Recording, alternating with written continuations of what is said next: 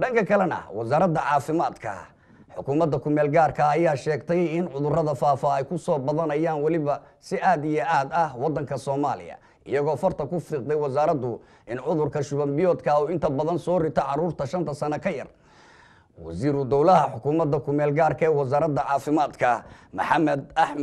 Maxamed Umar Maxamuud ayaa warbaahinta qaranka ugu waramay magaalada Muqdisho ee wadanka Soomaaliya كل أنا كوزاردهان وحان كبور لهن متقنا شعب كنا المجال مقدشة إيو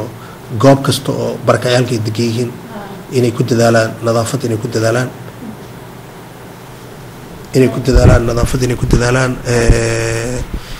سيدو كلام متقنا إني ما دام هذا ويجرى شو بيود وربحت نقصه قارتي جران وحاصل وحا أصل ومتقنا إن نظافة اللي كنت دالان هذا دتك بركياش يهين ضد deegaanahan isu dhow